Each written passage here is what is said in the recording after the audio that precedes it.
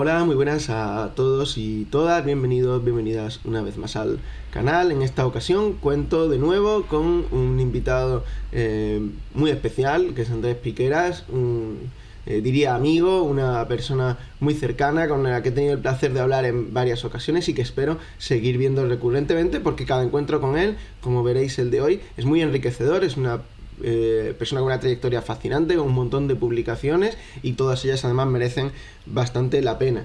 Voy a hablaros de su último libro. Ya os hice un vídeo reseñándolo en el canal, que como no sé dejar vídeos por ahí arriba, pues lo dejaré supongo en la descripción, ¿no? Que es este de la decadencia de la política en el capitalismo terminal. Un libro fascinante publicado en el Viejo Topo, en el que dedica un último apartado, un último apéndice, un capítulo, a polemizar con lo que él denomina la escuela de Juan Íñigo Carrera, donde por supuesto me incorpora a mí. Yo ya respondí a muchas de esas críticas y formulé críticas nuevas en un artículo que publiqué en el Viejo Topo hace ya unos meses. Y bueno, pues también le invité a que escribiera el prólogo de mi libro para de nuevo seguir avanzando, para seguir confrontando, para seguir teniendo material con el que enriquecernos en el fondo, ¿no? Y bueno, pues todo eso se concretó hace nada con la publicación de mi último libro. Y la conversación de hoy trata sobre eso. Vamos a discutir sobre qué elementos considera él de mi trabajo que son más aprovechables, aquellos que cree que pueden ser corregidos, matizables, etcétera. Confío en que os resulte muy enriquecedor, al menos una fracción de lo que a mí me resulta cada vez que me encuentro con Andrés. Nada más y disfrutad del vídeo.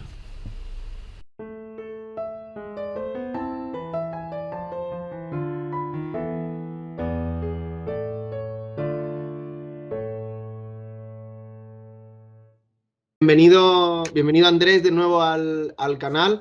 La verdad que tenía muchas ganas de estar contigo y solo contigo, ¿no? La última vez fue un debate muy interesante con Claudio. Y bueno, esta excusa de que hayas accedido, creo que muy amablemente, ¿no? A prologar mi último libro, pues bueno, creo que ha generado la oportunidad que deseaba de tener una conversación contigo, Sí, me gusta conversación, no tanto un debate, una discusión, pero sí una conversación para poder contrastar ideas, ver en qué coincidimos, en qué cosas no, y ir acercando posiciones o alejándolas si corresponde, ¿no? Si te parece, pues eso, como habíamos hablado, pues hacer una pequeña introducción sobre cómo has visto el libro y qué debates te suscitan en él o más allá de él, claro. Muy bien, sí, agradecerte la invitación y bueno, saber siempre que para un marxista el debate es imprescindible, es básico y nunca rechaza un debate de cualquier tipo y más entre marxistas, ¿no? Hablándolo así, ¿no? Que es la única manera de avanzar a partir de lo que nos une y también aquellas cosas en las que podemos discrepar, ¿no? Sobre todo cuando son más cosas las que nos unen de las que nos separan, ¿no? Y esto es lo que yo siempre insisto siempre en cualquier faceta del movimiento y de la lucha política social, es en intentar confluir por encima de lo que nos separa, cuando hay más cosas que nos unen, ¿no? Y cuando partimos de principios básicos elementales, ¿no? Que nos unen. Bueno, pues yo, mira, empezaría simplemente leyendo, ya que, como has comentado, dice el prólogo del libro, leyendo un pequeño parrafito de lo que escribí en ese prólogo que nos iba de introducción a esto. Digo ahí, Jesús Rodríguez Rojo nos ofrece una incursión agudamente crítica por el marxismo, precisamente en algunos de sus principales puntos de estudio sujetos a debate. Cuestiones de fondo, relaciones, procesos, preguntas para entender la cualidad del mundo que habitamos, así como dónde nos situamos en él. Un libro dialéctico que nos deja quizás más preguntas que respuestas, que no cierra los capítulos con pretendidas soluciones argumentales, explícalo todo, y del cual, como digo, ahí también no hace falta compartir todas sus propuestas. Y como decía en el propio prólogo, el autor sabe que discrepamos en algunas de ellas, lo cual habla aún más a su favor de tener la valentía de pedir el prólogo a alguien que sabe que discrepa en algunas de sus claves de lo que él propone, ¿no?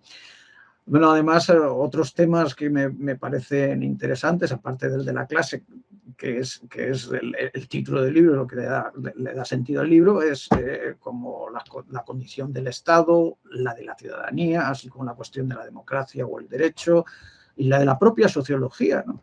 Que se tratan con elevada coherencia argumental, ¿no? No se le escapa además al autor correlacionar la dimensión toda esta dimensión de la clase con el para tantos pantanoso tema de la conciencia de clase, ¿no? Entonces, a partir de ahí, bueno, yo hablaría de la concreción teórica sobre las clases que realizas, que me parece importante y necesaria en estos momentos en que tanto se ha vapuleado a la clase y tanto se ha intentado deshacer la construcción práctica, que para mí es la clase social. Es una idea fuerza que permite el trabajo colectivo y la acción transformadora o incluso revolucionaria. Y por lo tanto es importantísimo asentar bien sus límites y sus condiciones, ¿no? Entonces, ese trabajo, como digo, me parece imprescindible y yo creo que hay que abundar en él y hay que seguir trabajando en él, porque lo que tú has hecho ha sido un diseño de las claves de debate básicos y donde has querido entrar precisamente para puntualizar algunas de ellas. Obviamente todo eso requiere de un desarrollo en profundidad que ya se ha hecho, que han hecho muchos autores, pero que conviene seguir haciéndolo porque el marxismo no es sino parte, la concreción política del método materialista dialéctico y como tal, como dialéctico, no puede estancarse en un corpus cerrado teórico ni de conocimiento y tiene que estar continuamente reactualizándose y contrastándose con la realidad. Por eso que se necesita seguir profundizando siempre en ello. Bueno, hay algunos capítulos y claves que me han gustado especialmente. Yo diría sobre todo, a ver que recuerde el nombre, el número del capítulo, el capítulo 6, la clase social más allá de lo económico, en donde precisas algunas claves que tanto lío teórico han generado en tantos sesudos autores en la actualidad, que te vienen a decir unas absurdeces al respecto de bastante consideración, ¿no? Como el tratamiento de las claves de la mujer, o de la relación de género, la de los esclavos, ¿no? O los propios estudiantes, cómo se consideran, dónde se encuadran unos y otros. Todo eso me parece muy, muy importante de delimitar, como he dicho antes. Y luego incluso también está muy conseguido, creo que lo has comentado muy bien, el tema de las clases en la era digital, en el sentido de que por muy digitalizada que esté la economía, hay una producción de plusvalor que está clarísima y hay una fuerza de trabajo cualificada o altamente cualificada que no deja de ser fuerza de trabajo, que no deja de ser clase trabajadora, ¿no? Y eso está muy bien especificado ahí. Yo quizás cuando al hablar de las clases, a la clase media, has querido hacer quizás más hincapié en quiénes no son clase media, que en decir si realmente hay una clase media o no, y entrar a decir quién podría ser la clase media. Bueno, la clase media clásica en el siglo XIX, que formaba la pequeña burguesía o los profesionales por cuenta propia, ¿no? Y demás, bueno, siempre recurrían a la famosa fórmula de aquellos que tienen suficientes medios de producción como para no tener que trabajar para otros, pero no tanto como para hacer que otros trabajen para ellos, ¿no? Bueno, esas claves, por pequeña que sea, en contra de la subjetividad extendida en nuestras sociedades, de que la clase media es prácticamente todo desde el banquero mayor del reino hasta la persona que friega escaleras, se consideran clase media o se dicen a sí mismo clase media porque está interiorizada esa amalgama, homogenización, que tú también explicas muy bien a través de la extensión de la ciudadanía expandida, como esto, porque es una cuestión muy, muy curiosa que está bien que comentemos y que para nuestros oyentes también puedan en algún momento debatirlo con nosotros, o más adelante. El movimiento obrero es el que genera la propia expansión de la ciudadanía, la concreción cualitativa en diferentes generaciones de derechos de la ciudadanía. Bueno, tú nombras los derechos sociales como segunda generación. Yo creo que son los políticos en el siglo XIX, los sociales en el siglo XX ya sería una tercera generación, pero bueno, no es tan importante ahora en eso. Sí, y cómo a partir precisamente del crecimiento de esa propia ciudadanía que ha construido, que ha potenciado el movimiento obrero, hay una decadencia del propio movimiento obrero, como no solo como realidad práctica, sino en el propio imaginario, ¿no? Como conciencia colectiva, ¿no? Entonces, bueno, eso es muy importante porque la disminución de la ciudadanía que está ocurriendo hoy, precisamente, de todo ese enriquecimiento de la ciudadanía, hoy estamos en un empobrecimiento de la misma y en una reducción de quien se considera ciudadano, viene acompañado de una demolición de la democracia.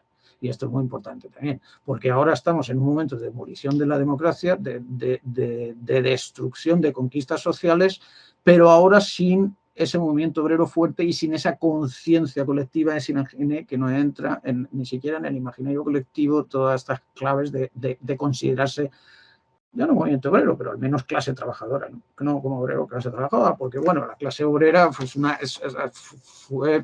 sigue siendo en algunos lugares y en algunos contextos una parte concreta de lo que es la clase trabajadora, obviamente, que viene unida al proceso de masificación industrial, etcétera, ¿no? Bueno, pues la conexión entre la subjetividad productiva de la que tú hablas y la conciencia de clase me parece que también es un buen logro del libro.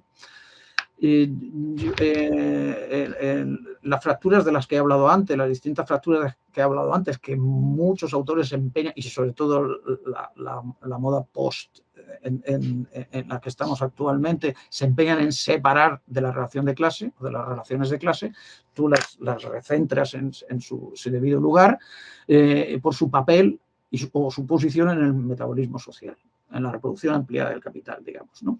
Y esto es muy importante. Yo no sé, quizá te comentaría ahí si el nacionalismo o las claves del nacionalismo son siempre provenientes de la pequeña burguesía o de los capitales poco desarrollados nacionales que se han quedado poco desarrollados y por tanto provocan la reacción a la degradación y pérdida provocan una reacción contra el desarrollo transnacional del capital, digamos. No siempre es así, creo, porque hay algunos movimientos nacionales que lo que buscan es tener una reacción de protección a la degradación y pérdida de esa democracia y de esa soberanía, que se puede encontrar a través del vínculo precisamente de resoberanización del territorio. Pero bueno, en términos generales entiendo que se pueda decir así. Y luego otra cuestión importante que veo ahí también, bueno, importante o por lo menos interesante de comentar, es el concepto que utilizas de democracia como estrictamente identificada con el capitalismo y como una institución del capitalismo. Bueno, yo siempre he entendido la democracia, la entendemos como otra cuestión, un movimiento de la humanidad o las relaciones que permiten tener mucha más capacidad de autogestión y de igualdad entre los seres humanos y por tanto está presente más allá del capitalismo, antes y después del capitalismo. Pero bueno, en ese caso, tal como tú lo defines, quizá habría que darle casi un capítulo aparte, ¿no? Porque no es tan fácil, ¿no? Bueno, entonces yo creo que ahí son algunas de las claves que, para empezar, si quieres, comentamos así y con lo que tú digas, luego ya entramos en algunas de las cuestiones que comentaba al principio y comentaba en la propia presentación del libro, que, que discrepamos un poco más, ¿no? Claro, claro. Bueno, primero agradecerte esta intervención, la verdad que te escuchaba prácticamente absorto y este tipo de conversaciones no me recuerdan un poco por qué dedico este tiempo pues a leer, a escribir y demás, que es que da la oportunidad también de tener estas conversaciones y ver cómo, pues eso, hay cuestiones que seguro se pudieran matizar, se pudieran desarrollar y se pudieran mejorar, ¿no? Me parece bien empezar por estas cosas que podemos tener más de acuerdo, que son cuestiones, no sé si de matiz, pero que creo que no nos costaría ponernos de acuerdo, o que por lo menos no nos costaría encontrar una especie de espacio común práctico, tal vez le podrías llamar así, ¿no? Un espacio común desde el que actuar, ¿no? Y que no nos chocaría, y creo que en general de lo que has planteado todo va en esa dirección, ¿no? Efectivamente, creo que invitándote a escribir el prólogo, quise también una cierta crítica. Me fijé en un libro de Rigoberto Lanz, no sé si lo ubicas, que se llama Marxismo contra Sociología, que le ofrece escribir el prólogo a Michel Aubry y luego hay un epílogo en el que responde, pero me parece interesante esta idea, ¿no? También Razón y Revolución, la editorial argentina, siempre escribe prólogos o muy frecuentemente que son contrarios al contenido del libro que ellos mismos están publicando, ¿no? Me parece una cosa muy sana y si me permite la expresión dialéctica, ¿no? Creo que hace avanzar, por lo menos digámoslo de esa manera, ¿no? Creo que efectivamente es un libro pensado para generar preguntas, incluso a veces incomodidad, incluso me atrevería a decir ganas de profundizar. De hecho, uno de los elementos más llamativos es que está lleno de notas de pie de página y muchas de ellas están llenas de bibliografía. Hay un montón, creo que no llega a las 300 páginas del libro, pero se queda muy cerca y creo que hay más de 500 y pico notas al pie, algunas de ellas con varias referencias bibliográficas, muchas referencias bibliográficas, ¿no? Y quería también que la gente pudiera pues profundizar y demás, ¿no? No es una cuestión de lucimiento, sino que la gente vea que estas discusiones que parecen bizarras a veces, sobre todo si vienes de la academia, porque no se estudia nada de esto en las universidades, pues que se están trabajando. Hay muchos autores que están produciendo y no son autores decimonónicos, que también hay que leerlos, ¿no? Sino autores actuales, autores que están produciendo ahora, que algunos están en mi canal y he tenido el interés de invitarlos a casi todos, otros tantos, por supuesto, no. Algunos de habla española, otros no. Voy a entrar entonces en estas cuestiones voy a intentar seguir más o menos lo que me planteaban, ¿no? El tema de la ciudadanía, el Estado, lo comento un poco después, porque creo que ahí hay parte del meollo y yo creo que de las discusiones así que podemos tener, ¿no? De estas controversias, pues seguro tengan que ver con la cuestión del sujeto y con la cuestión del Estado y de la forma de regir el Estado, que creo que son elementos que creo que no compartimos, igual que la forma de entender la praxis de la clase obrera. Bueno, para quien no lo sepa, ¿no? Espero haberlo comentado en la introducción que haga de este vídeo, pero nosotros, bueno, tú escribiste en tu último libro, por cierto, recomendadísimo, ya tengo una reseña en el canal sobre él, de la degradación de la política. Ahí tienes todo un capítulo en el que me interpela, luego yo escribí algún texto en el Viejo Topo también respondiendo y hemos tenido varios intercambios que a mí por lo menos me han servido bastante, ¿no? Y creo que ahí hay pues, puntos que ahora veremos en un poquito de confrontación, ¿no? Cuestiones de las que has mencionado muy rápidamente. La verdad que el tema de la clase media es de lo que a mí más me ha llamado. Efectivamente, la clase media es un enorme muerto viviente. Nadie sabe de qué habla cuando habla de clase media, porque cuando le preguntas a la gente, todo el mundo dice que es de clase media. De hecho, esa pregunta de qué clase social pertenece se dejó de hacer porque no quería decir nada. Todo el mundo se identificaba como clase media. Y la verdad que, efectivamente, o sea, creo que como sociólogo me encantaría que se retomara y que se formulara más en las encuestas, pero es verdad que entre el ser y el deber, entre el ser y el decir ser, hay mucha diferencia, ¿no? Casi en un momento más, creo que en la ideología alemana comentaba algo de que si todo el mundo se caracterizase como él es a sí mismo, sería todo mucho más fácil, ¿no? Iba por ahí la frase, ¿no? Y efectivamente, las cosas a veces dicen lo que son y no lo son, ¿no? Y claro, la cuestión de todo esto es que mi hipótesis es que la mayoría de la clase de lo que se llama clase media no es esa clase media que tú decías, ¿no? Tiene suficiente capital para no trabajar para otro, pero no es suficiente para que otros trabajen para él. Creo que eso no es lo general es clase trabajadora, son obreros que trabajan para otra persona en su inmensísima mayoría, porque uno de los elementos de partida del libro y lo que me encantaría que le quedara claro a la lectora sería esta idea de que la clase obrera es, como he dicho muchas veces, ¿no? Cualitativa y cuantitativamente muy potente, ¿no? Cuantitativamente porque es inmensa y cualitativamente porque prácticamente lo hace todo ya. O Ya lo que se llama burguesía juega un papel, creo que cada vez más prescindible en la sociedad. Eso era una de las tesis que Marx dejó claramente planteadas y que muchos marxistas han olvidado, ¿no? Y pues claro, creo que esa idea de la pequeña burguesía, entendida como el negocio de barrio y demás, está muy, es decir, de esa idea de la clase media vinculada a la pequeña burguesía de negocio de barrio, es una idea en decadencia, ¿no? Mucha de esa presunta clase media en realidad vive peor que grandes fracciones de la clase trabajadora. Y yo no, cuando yo he sido y soy muy crítico con la defensa de la pequeña burguesía, no quiero decir que vivan fantásticamente bien. Todo lo contrario, lo que quiero decir es que nadie debería vivir como ellos viven. Que es un poco el punto, ¿no? No, y sobre todo ahí está clarísimo que la pequeña y mediana propiedad es un enemigo del proceso socialista. Eso está clarísimo y lo decimos tanto tú como yo en nuestros libros, está claro, ¿no? Eso me alegra porque es una hipótesis polémica que he defendido bastante, y es verdad que bueno, pues que es un poco incómodo, ¿no? Porque piensas que estás hablando. Sí. También, y ya, para aclarar otra cosa que decías un poco más adelante, ya te dejo tranquilamente la palabra, sobre el tema del nacionalismo y la pequeña burguesía, ¿no? Ya que hablamos de eso. Cuando yo o sea, no quiero negar que hay procesos de emancipación nacional que van vinculados a los intereses de la clase trabajadora y que están comandados, dirigidos, o que por lo menos son, como digo, pues eso, favorables a los intereses de la clase trabajadora. Ni que decir tiene, por supuesto que los hay, ¿no? Y los ha habido históricamente, nadie se le escapará.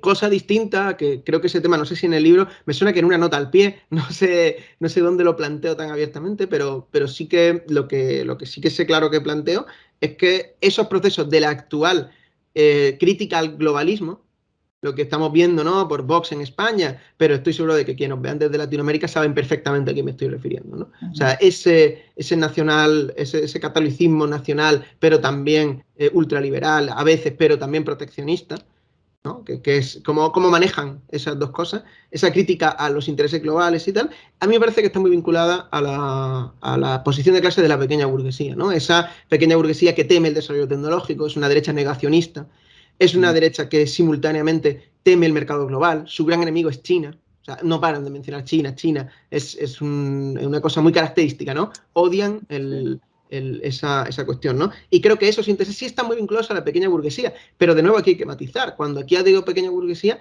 no estoy diciendo de nuevo el comercio de barrio, que por supuesto odia a China.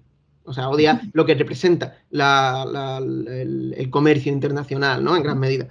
Sino también, y esto a veces mis estudiantes no lo entienden, ¿no? Es que ciertas automovilísticas estadounidenses a nivel internacional operan como pequeño capital.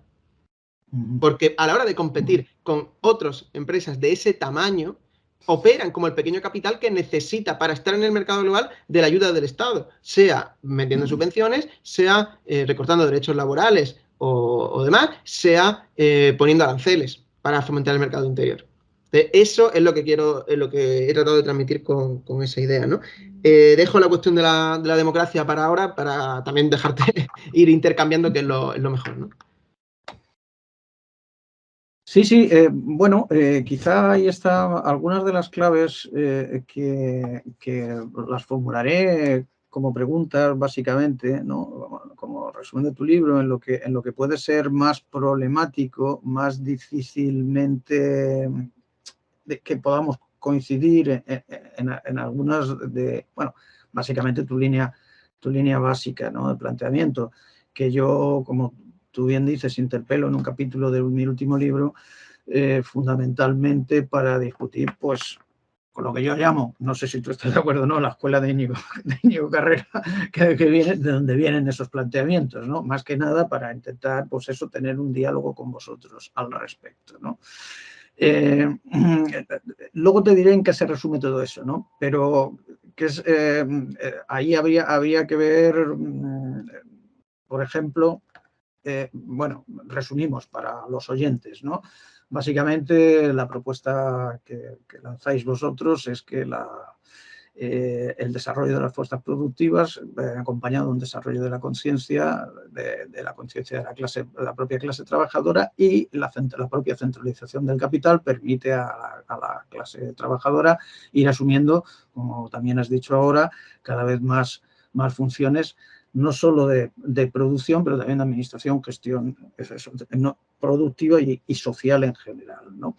Mientras que la clase capitalista se hace cada vez más ociosa y parasitaria y se dedica a estar en sus islas privadas, en sus yates y demás, y comprando y vendiendo acciones en algún sitio por ahí, nadie está estas cosas, ¿no? Bien. Eso es claro, pero hay una cuestión que también hay que considerar, que es que en estos momentos la revolución tecnológica en la que estamos, esto que algunos ya llamamos la cuarta revolución industrial, prácticamente como entrando en ella de forma sentada, genera cada vez más una clase sobrante, genera una fuerza de trabajo cada vez más sobrante, producción de fuerza de trabajo excedente, si queremos llamarlo así. Y que entonces cada vez hay un hiato cada vez mayor entre esa fuerza de trabajo extracualificada y gestora del sistema y una masa de fuerza de trabajo cada vez, como digo, en más cantidad excedente y en más cantidad precarizada y en más cantidad con una, como tú mismo dices, subjetividad productiva degradada. ¿Cómo cerramos ese hiato? No es más fácil pensar, formulando en cuestión de pregunta, que esa fuerza de trabajo extracualificada, que sigue siendo minoría en el conjunto de la fuerza de trabajo mundial, no termine formando una nueva capa dirigente, si la queremos decir ya no clase social, de cara a una transición hacia un modo de producción postcapitalista en la que puedan formar una capa dirigente propia y en todo caso en ese proceso se alíe con la clase capitalista mientras tanto sería como de hecho hoy están demostrando, porque si hay una cosa clara que ha demostrado también hasta ahora eso que llaman el capitalismo cognitivo, es justamente la domesticación subordinada del general intellect. Cuanto más desarrollado es la cualificación de un trabajador o trabajadora, más subordinación productiva genera de cara a rendir, al rendimiento productivo, a través de eso, de la obsesión por incrementar la productividad, los resultados, y también contrarrestada a través de un elemento que no se nos puede pasar por alto, que es la superespecialización, que te hace centrar la mirada totalmente, enfocar tu conciencia o tu subjetividad productiva cualificada y olvidar el contexto, el ámbito general, ¿no? Con lo cual pierde las referencias para una conciencia de clase realmente rectora de la sociedad, ¿no? Bueno, estas son algunas de las claves que entran. Básicamente uno se pregunta con todo esto, ¿no? Y tú, fíjate que he encontrado un pasaje, bueno, varios, algunos de ellos los pongo en el capítulo pero un pasaje de tu libro, que lo voy a leer muy rápidamente, en donde casi tú ahí entras en contradicción con lo que dices, con esa línea de investigación. Pese a la acogida que tuvieron sus postulados, quedaba aún en vilo la cuestión de respaldar el surgimiento de este grupo con argumentos deducibles de la ley del valor, la cual opera básicamente a través de la competencia. Esto va por cuando proponéis el Estado único social, la máxima centralización del capital y el Estado único mundial como posibilidad. Y que eso no hemos entrado, pero entramos ahora inmediatamente. Lo dejo con esta, simplemente con esta alusión, por si quieres entrarle ahí y comentamos, ¿no? Claro. Bueno, muchas cosas, y voy a comenzar por una cuestión que, bueno, es una cuestión formal, pero me parece importante recalcarlo, con este tema de la escuela de Juan Íñigo, ¿no?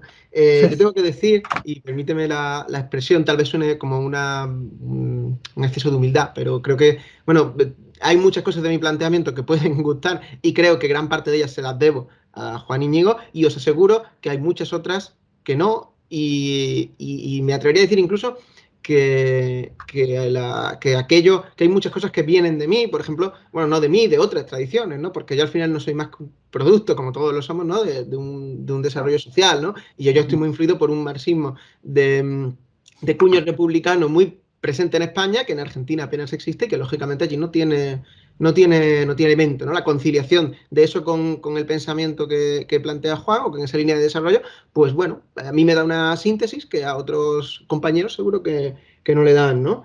Y por eso yo soy muy escéptico con esta idea de la escuela, porque entre otras cosas, cuando conoces lo que es el CICP, ¿no? También te das cuenta de que hay mucha pluralidad a su interior. Pero ya os digo que, bueno, por todo aquello que no creo que deba implicarse ni arrastrar conmigo, ni en algunas cuestiones que pueden gustar que tengan mi obra, pero por supuesto, o en mi acción política, donde va a parar, con el planteamiento de la escuela, del planteamiento de CICP, de Juan y Gastón, Guido, quien sea, ¿no? Mariana, quien sea. Creo que tengo muchas diferencias con ellas, como ellos los tienen entre sí. Creo que precisamente es una línea de pensamiento muy vivo y muy desarrollada, ¿no? Permíteme que aclarara esta cuestión. Fue una polémica esto de la escuela de Juan, porque precisamente ellos son más o menos contrarios a esa denominación y creo que tienen su... Por eso te lo decía con cierta ironía. Claro. Hay gente como que no habrá leído nuestro intercambio y también es bueno que lo tengan. Sí. Planteas la cuestión del exceso de clase obrera que se da en esto que tú denominas cuarta revolución industrial. Diagnosticamos diferente la situación, que duda cabe. Yo creo que el planteamiento que formulas en general tiene mucho de esta idea de que vamos hacia una catástrofe y que ya estamos sumidos en plena catástrofe. Políticamente no me parece adecuado, pero sobre todo científicamente no estoy, pues esta idea de la caída de tasa de ganancia, bueno, entonces yo no lo veo de esa manera. Sin embargo, sí que me parece que esta idea de que se genera un extra de población obrera sobrante, no solo lo comparto, sino que creo que lo dejó muy palmariamente claro en el libro, ¿no? Como la tendencia actual es a la diferenciación de la clase obrera. Y esa diferenciación pasa por dejar a una enorme cantidad de la humanidad en la estacada. Hay países en medios en la estacada. Hay regiones inmensas del mundo compuestas exclusivamente por población obrera sobrante. Por eso hay gente que dice, no, hay muchos autónomos en Sudán. No, en Sudán no hay ningún autónomo, hay población obrera sobrante. Habrá algunos, no lo sé, pero hay regiones, como digo, pues que son cementerios, si es que no reservorios de clase obrera, ¿no? Pero creo que básicamente algunos de ellos, cementerios pensados, o sea, diseñados, no racionalmente, ¿no? Pero planteados por el capital como puros locales, lugares de aniquilación, ¿no? Y creo que eso es clarísimo. Y esa diferenciación, precisamente creo que todo el proyecto revolucionario, que, como dije antes, tiene para mí un cuño republicano muy importante, tiene que ver con combatir esa diferenciación, con forzar desde la acción política de la clase obrera al capital hacia una homogeneización de los atributos productivos. Pues de otra manera no se puede pensar el socialismo. Y esa es la gran discusión, creo que de fondo de todo esto, ¿no? Que es cómo pensar el socialismo. Y mi manera de pensar el socialismo, que es lo que, para quien nos vea también, en la tradición comunista clásica se ha llamado comunismo. Yo no hago esa diferenciación, Marx tampoco la hacía, pero es una cuestión escolástica, si queremos. No quiero entretenerme en esas dimes y diretes, ¿no? Simplemente, para pensar el comunismo, no quiero... me parece que no se puede hacer si no se plantea esa unificación de atributos productivos. Es por eso que llego a conclusiones tales como que la lucha feminista no solo es una lucha de clases, sino una lucha de clases que apunta en la dirección adecuada, hacia esa indiferenciación. Porque todo lo que sea restar elementos de diferenciación avanza en el sentido correcto. Igualmente la lucha antirracista, etcétera, ¿no? Creo que evidentemente esto nos sitúa en un conflicto que tú has descrito perfectamente, ¿no? Y que tiene un matiz ya importante, y esto me parece una cuestión que deberíamos, que me parece que ya haría avanzar muchas posiciones, ¿no? Y es que estamos dentro de una lucha al interior de la clase obrera. O que vamos hacia una lucha al interior de la clase obrera. Tampoco es una cosa muy novedosa, creo que la Unión Soviética fue un ejemplo histórico de luchas muy potentes al interior de la clase obrera, donde había elementos reaccionarios dentro de la clase obrera que no avanzaban hacia el socialismo y otros elementos revolucionarios que apuntaban en la dirección correcta. Cuáles eran cada uno, habría que detenerse mucho, ¿no? Y qué tendencias y cada momento histórico, pues habría que analizarlo. Pero creo que vamos en esa dirección. Vamos en una dirección en la que evidentemente hay una parte de la clase obrera privilegiada, una parte de la clase obrera muy degradada, y que el elemento socialista, o sea, el vector socialista, sería aquel que apunte hacia esa reunificación. Y para eso hay que pasar por eliminar y combatir, y uno de mis elementos, o sea, una de las cosas que insisto continuamente es combatir eso que tú has dicho, además muy bien, de la especialización. O sea, creo que hay que avanzar hacia la no especialización, hacia la capacidad de gestionar no solo tu proceso de trabajo, sino un proceso de trabajo mucho más grande. Y creo que en eso hay que confiar en una expansión de la democracia, y retomando con lo que me decías antes, la democracia es una forma de gestión política. Ergo, es una forma de gestión del Estado, y en tanto que el Estado moderno es una institución inherente al modo de producción capitalista, la democracia también lo es, siguiendo esta línea de asociaciones, ¿no?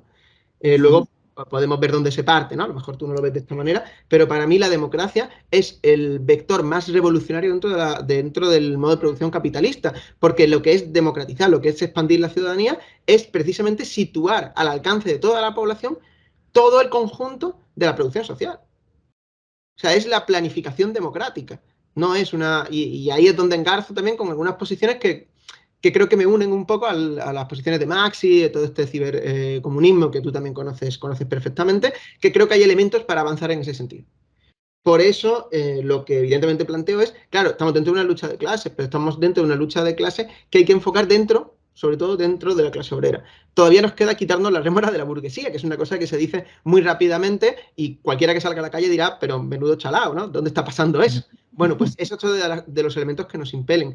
Y la mayor, y ya con esto termino y entro ya al trapo con lo que planteabas, la mayor cuestión de todo esto es efectivamente la competencia, como dices en el texto que me has citado, es la forma en que opera la ley del valor, efectivamente, la que opera hoy en presente. Creo que no necesariamente es la única forma de operar del modo de producción capitalista, creo que se puede conseguir desarrollar sin haber superado el modo de producción capitalista, pero habiendo avanzado en la dirección correcta, una forma de gestión del capital, porque por desgracia es de eso de lo que estamos hablando. Ahí hay toda una perspectiva de la Unión Soviética que conoces bien, que estoy seguro de que algunos de quienes nos vean les sonará un poco a chino, pero para que se hagan a la idea, ¿no?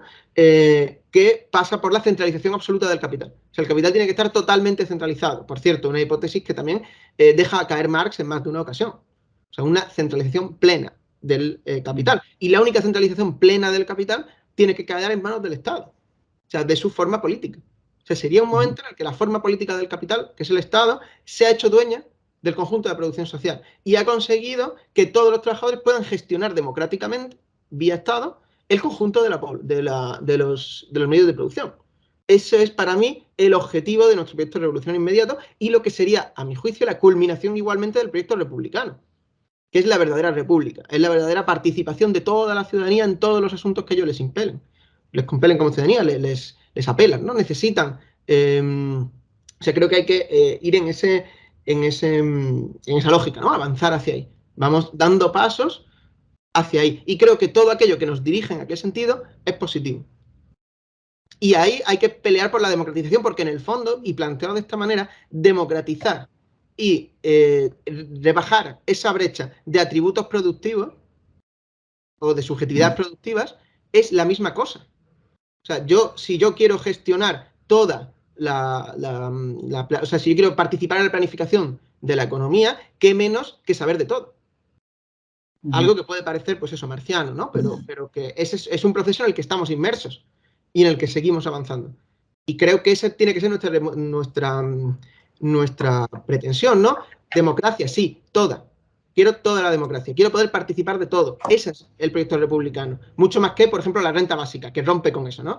Que no es planificar, te doy dinero y tú haces lo que quieras. No, yo no quiero que la gente haga lo que quiera. Quiero que todos juntos participemos en el diseño de cómo queremos que sea la sociedad en nuestro día a día. Ese es el proyecto de democratización, ese es el proyecto socialista y creo que también el proyecto republicano. Seguro que se me han quedado más cosas en el tintero, pero te cedo la palabra también.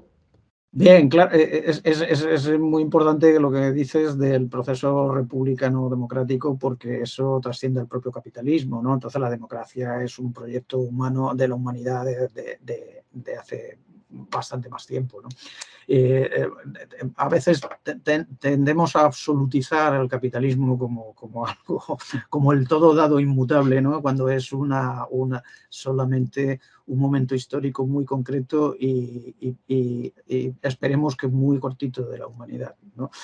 Pero fíjate que con todo lo que dices, primero me entraría, a ver si no se me olvidan unas ideas y otras, cuando me decías que yo hablo de que estamos instalados en la catástrofe. Estamos instalados en la catástrofe en el sentido de que el capital es catastrófico para la humanidad y no genera más que dolor y muerte para la absoluta mayoría de la humanidad. Y podríamos salir a preguntar casi por cualquier sitio del mundo ahora mismo. En ese sentido, simplemente ya hablando así, estamos instalados en la catástrofe. Pero lo que yo digo con respecto a la dinámica más o menos saludable del sistema capitalista es que estamos en una fase degenerativa en la que caen en picados muchas de las claves que hasta ahora parecían para el conjunto de la población que eran más o menos asimilables o identificables con el capitalismo, como democracia, que estás diciendo tú ahora, como desarrollo y como bienestar. Lo que está haciendo cada vez más el capitalismo es desarrollar fuerzas destructivas que van cada vez más enfrentándose a las fuerzas productivas o superando las fuerzas productivas que generan. En medio de todo este tinglao, yo no veo en tu propuesta, en tus trabajos, concebir al capital voy a expresarlo de otra manera. Yo veo siempre en tus trabajos cómo concibes al capital en un desarrollo permanente de fuerzas productivas con un, vamos a ponerlo entre comillas, progresismo social concomitante a ese proceso. Y cómo a través de ese proceso del capital y ese progresismo social vamos llegando a esa centralización y a ese enriquecimiento de la subjetividad productiva que lleva a una conciencia ampliada y de clase y de gestión de la sociedad.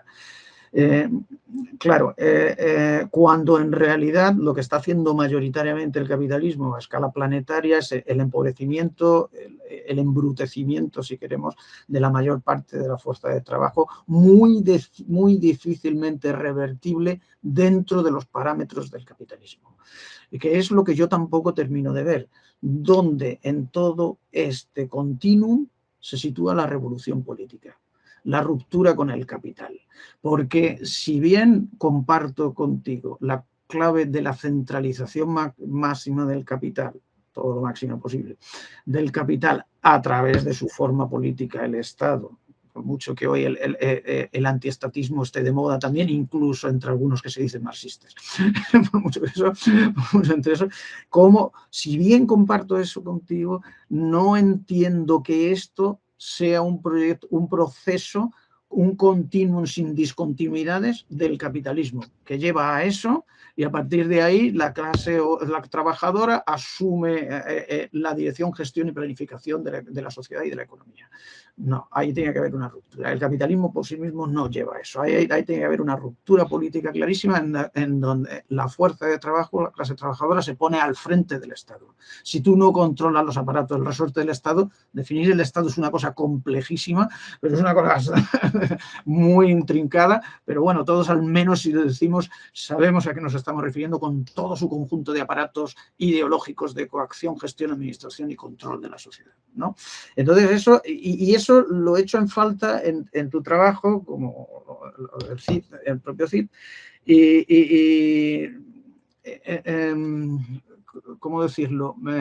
Y las claves, ¿cómo se traduce esto en propuestas políticas concretas? Más allá de las grandes líneas que podemos ver y tal, porque claro, si nos quedamos solamente diciendo que debemos trabajar por la homogeneización de los atributos productivos, joder, yo me voy a la Ford y digo eso en una asamblea y se me queda todo el mundo diciendo, ¿qué habrá dicho?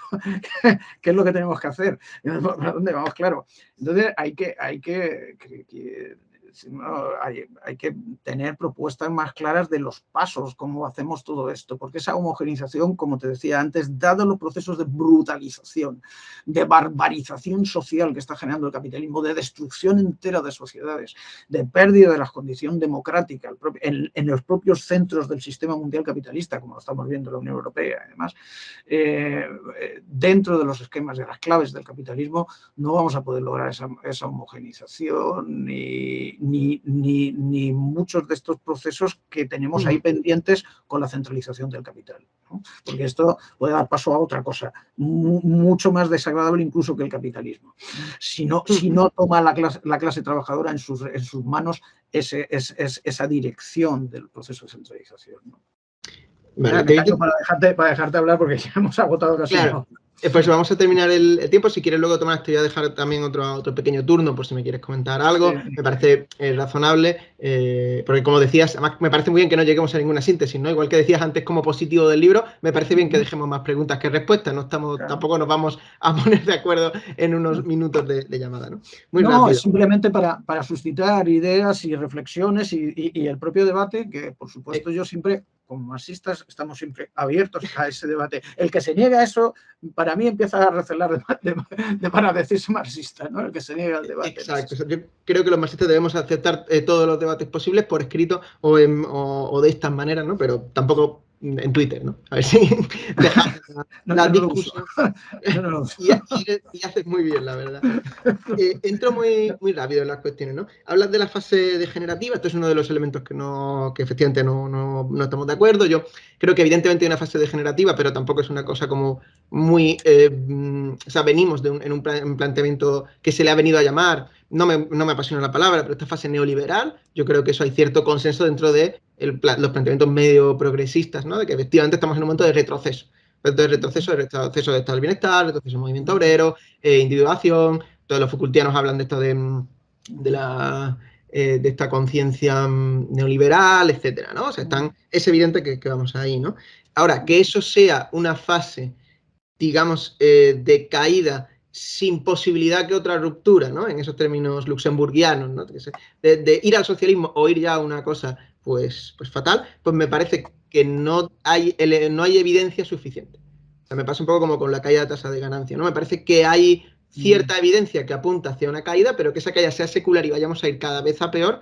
Me parece que cada vez que el movimiento obrero ha aceptado ese tipo de planteamientos, sean en un sentido progresista, sea en un sentido progresista revolucionario, sea en un sentido, digamos, revisionista, reformista, etcétera, en general no ha dado buenos resultados. No me parece que ese es el camino, ¿no? No vamos necesariamente a peor, ¿no? Y eso tiene, pues por ejemplo, ahora veo mucho el argumento y me da mucha rabia de, no, es que esto que tú estás reivindicando, y ahora vienen las reivindicaciones concretas, eso que tú estás reivindicando es imposible en la actual fase del capitalismo en el que cada vez se va a ir mucho a peor a menos que construyamos ya el socialismo. No, o sea, a mí me hubiera gustado, porque me imagino que algunos de estos señores, porque suelen ser señores, estuvieran en el siglo XIX diciéndole a Marx, hombre, no reivindiques, o sea, la abolición del trabajo infantil es imposible dentro del capitalismo. El sufragio universal, llegó a decir Lenin, es imposible. Es imposible. Y sin embargo, la clase obrera conquistó eso. Y que yo sepa, no hemos superado el capitalismo. Creo que plantearse metas concretas, y no digo que tú no lo hagas, creo que justo ahí creo que podemos estar incluso bastante de acuerdo, pero creo que hay cierta tendencia hacia construyamos ya el socialismo porque es imposible rascar nada al capital. Yo creo que no hay evidencia para demostrar eso. No, creo que no la hay, ¿no? Por eso me preocupa lo de la cuestión de la fase degenerativa, no por nada, sino por también las consecuencias políticas que trae consigo. Y nos lleva esto, creo, a otra de las cuestiones que has planteado sobre cómo yo veo el capital de manera progresiva. Yo no es que vea el capital de manera progresiva, creo que hay que avanzar hacia una concepción unitaria del capital.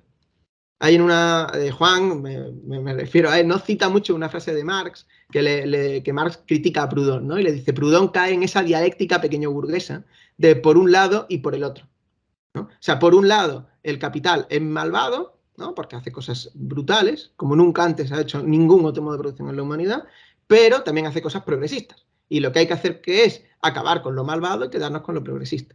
O el capital hace cosas todas malas, pero luego está la clase obrera que hace cosas todas buenas, que es otra forma de razonar, ¿no? Yo creo que hay que avanzar hacia una noción de capital compleja y completa, en ese sentido de dialéctico, ¿no? Como si me permites esa referencia clásica, ¿no? De referencia a la totalidad. Claro, efectivamente, creo que el capital trae consigo muchos elementos que todos ellos son expresión del capital. Muchos de los elementos positivos de la humanidad, lógicamente, responden a la forma en que se organiza el modo de producción. No cabe otra manera de pensar, creo. De hecho, la clase obrera, el sujeto, el agente, ¿no? Yo prefiero llamarle agente, ¿no? Llamado a la superación del capital, es un producto del capital y forma parte del capital. La contradicción capital-trabajo es una contradicción porque forma parte de una unidad. Y lo paradójico en Marx es que el capital y trabajo como unidad es el capital. O sea, es el modo, es el capital como sujeto rector del modo de producción capitalista. Entonces, mi manera de plantearlo es que la clase obrera forma parte del capital como tal y está indisolublemente ligado a él. La disolución de la clase obrera es la disolución del capital mismo. Y no puede haber una gestión de la clase obrera de nada sin que hubiera capital. A la inversa funciona igual. No podemos hablar, no, la clase obrera gestiona esto y por eso ya no hay capital. No, eso es una contradicción en términos. Claro que hay capital porque hay clase obrera. En ese sentido, la representación ideológica que la Unión Soviética hacía de sí misma es incorrecta. Habría que plantearse bien por qué la hacía.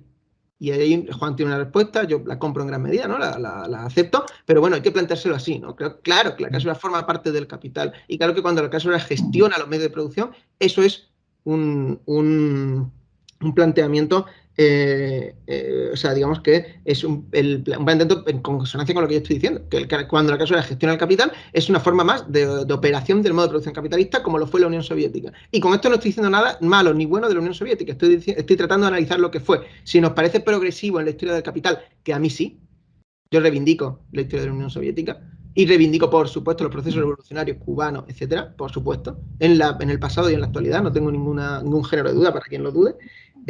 Sin embargo, no creo que hayan superado ya el capital. De hecho, ellos hablan de que están en la revolución y me parece correcto, están en la revolución, ¿no? Y aquí entro en los dos últimos elementos y voy a intentar ser rapidísimo, ¿no? Me planteas que echas en falta la revolución social y que echas en falta los elementos concretos. Claro, me da miedo porque no sé qué he escrito, ¿no? Porque si no está ni la revolución ni el reformismo, yo ya no sé cuál es mi propuesta, ¿no? Es broma, ¿no? Sino, sí, claro, hay una acción revolucionaria, yo creo que la trato de dejar diáfanamente claro. Que para expropiar el capital, para conseguir centralizar el capital, es imposible si no es a través de la acción revolucionaria de la clase obrera, si no es a través de una acción revolucionaria. Y así nos lo demostró, venía hablando de la Unión Soviética, pues la propia Unión Soviética centralizó el capital, la clase obrera en su acción revolucionaria. Eso es parte fundamental de la acción política de la clase obrera. Lo que pasa es que esa acción política revolucionaria no es el fin de la acción política revolucionaria en su totalidad. No da lugar al socialismo realizado, da lugar a una fase, digamos, progresista, más republicana, si queremos, del modo de producción capitalista. Una fase que nos encamina al socialismo, efectivamente, pero es una fase del modo de producción capitalista. Y por eso hay que continuar. Y ya acabo con lo último de las propuestas concretas que me preguntabas y que enlaza con lo que decía antes. Claro que hay propuestas políticas concretas, ¿no? ¿Cuál? Pues aquí lo que pasa es que tampoco me explayo, creo que cuando hablo de desarrollo histórico reciente y pasado, ¿no? Del modo de producción capitalista en sus diferentes momentos, pues se traduce perfectamente, ¿no? Lo he dicho antes, el feminismo es una acción política revolucionaria. La defensa de la sanidad, de la educación pública, la defensa de la extensión de la democracia. Lo que pasa es que aquí no trato de inventar la pólvora. Hay quien dice, ¿cómo tengo que actuar? Y entonces se les ocurre una idea iluminada, ¿no? Voy a, no sé, construir el socialismo aquí abajo en mi plaza. Bueno, puede ser una acción, ¿eh? Y de hecho, en momentos en que la ciudadanía estaba muy restringida, ofrecer una vía alternativa a la ciudadanía, como hizo desde el SPD, ¿no? Hasta los Panteras Negras, es una acción revolucionaria, en mi opinión. Pero me parece bien también. O sea, todo lo que avance en esa dirección. Lo que pasa es que yo, ¿cómo lo planteo? Pues defensa del Estado, por supuesto. Defensa de la democratización del Estado. O sea, no del Estado en abstracto, sino del Estado democrático, de un Estado que avance y que expanda la ciudadanía. Todo eso es acción política que creo que se enmarca dentro de un proceso revolucionario. A lo mejor no inmediatamente revolucionario en cuando tú conquistas algo, pero también ahí está. Igual que cuando yo en mi departamento digo, oye, ¿y si acabamos ya de una vez con el área del departamento de ciencias sociales, el departamento de economía, el departamento de derecho, y llamamos un departamento de ciencias sociales a todo eso? ¿Y si vamos eliminando esas barreras que tenemos? Lo digo por mi lugar de trabajo, ¿no? Donde yo aplico todo esto. ¿Y si vamos eliminando todas esas barreras? ¿Y si vamos desprecarizando el trabajo en la universidad, por otro lado? O sea, creo que ahí la acción, porque por ejemplo, la lucha por una jornada laboral inferior presiona al capital para expandir los atributos productivos de la clase obrera, porque hace falta que más gente sepa hacer más cosas para que cada obrero sea sustituible por otro, porque cada uno trabaja menos tiempo. Claro, todas esas cosas yo creo que forman parte de la acción política revolucionaria, pero es que en esas estamos. O sea, aquí insisto, no voy a inventar la pólvora, no se me ha ocurrido a mí nada nuevo. En esas estamos, solo que yo le intento dar un contenido mucho más general dentro del movimiento del modo de producción capitalista. Ya te dejo hablar y ya no me guardo mi derecho a no replicar para ya ir cerrando y dejar con preguntas a los que nos vean. Sí, bueno, pues eso, muy poquito tiempo, pero al final se hace muy corto, ¿no? Porque cuando empiezas a debatir en cosas que realmente son importantes, se hace cortísimo. No, me he quedado muy contento de oírte decir las cosas que has dicho en esta última intervención, porque mi miedo con todo tu trabajo, con todas las cosas que estaba de acuerdo con tu trabajo, era precisamente en ese punto de ruptura básico. Si la clase trabajadora no asume el control y dirección del Estado, con todo lo que el Estado significa, Estado-sociedad, porque para mí separar el Estado de la sociedad es solo un dualismo que no conduce a nada. Bueno, sí, conduce a la inoperancia. Y cuando, como tú has dicho esto, me quedo tranquilo, o sea, no hay que discutir en ese sentido, porque esa es la clave básica que yo creía que podría separarnos ahí. Hay la otra, sobre la cuestión degenerativa o no, puede ser más importante, puede que no. Fíjate, el que estemos en una fase degenerativa difícilmente reversible, a mi entender, del equipo con el que trabajo, quiere decir que al menos cuando insistimos sobre eso, para el hecho también de que se deje de pensar en el capitalismo como horizonte a través del cual se va a lograr una progresividad en las claves sociales y personales continua, permanente a lo largo de la historia. No. El capitalismo no va a ofrecer eso y cada vez es más difícil que lo ofrezca por sus propios problemas que ahora ya se juntan, a diferencia de los que anunciaban ya Marx y Engels en el siglo XIX, que ellos ya vaticinaban también muchas veces el fin del capitalismo en ese sentido. Ahora se unen elementos o factores infraestructurales de límites ecológicos clarísimos que no son fácilmente soslayables por el capitalismo. No por casualidad estamos entrando en una fase de bélica total o de guerra total, en la que cada vez el capital más explícitamente se vuelve salvaje, ¿no? Se vuelve bélico. Eso no es porque sí. Hay quizá una cuestión, simplemente, y con esto ya acabaría, y eso lo dejo para una conversación contigo más adelante o para un intercambio epistolar, digamos, y que es por qué pensamos a veces o por qué algunos autores piensan que no es tan grave la crisis actual, porque quizá estamos confundiendo valor con beneficio. Fíjate, y esto lo dejo ahí en la página 146 de tu libro, en la nota 280, que haces una referencia a Starita, uno de mis grandes polemistas también, dice que un productor ataviado con un equipo relativamente bueno que tarda 2 horas en producir una mercancía cuyo valor es de 10 horas no ha producido 2 de valor y ha recibido una transferencia de 8 de sus competidores menos productivos, simplemente ha producido un valor extra, tardando 2 horas en producir 10. No, lo que ha producido es un beneficio extra. No, el valor se reduce con el tiempo, cuando se va reduciendo el tiempo socialmente necesario de producción. Y esto es algo que el capital no puede evitar con el proceso de automatización, robotización de la economía. Entonces, cada vez el valor se le va achicando más por mucho que intente generar explotaciones complementarias o paralelas a la extracción básica a través del trabajo abstracto del valor. Ahí, este es el punto que, si quieres, lo dejamos ahí, por lo que creo que la crisis es más seria, más profunda de lo que algunos autores están reconociendo. Con lo cual no quiere decir que no haya que seguir luchando por objetivos bien concretos dentro del capitalismo, como tú has dicho, por la sanidad pública. Ojalá podamos tener una sanidad pública universal, por conquista de los derechos, por los derechos estos, una cuarta generación, quinta generación de derechos que son básicos hoy en día. Ojalá, y en ese camino conseguimos también forzar los límites del propio capital. Y luego ya hablaremos también en otra ocasión de cómo puede existir el capital sin capitalismo, como Messaro se ha encargado también de teorizar, ¿no? en algún momento, ¿no? Pues, bueno, muchas cosas, Jesús.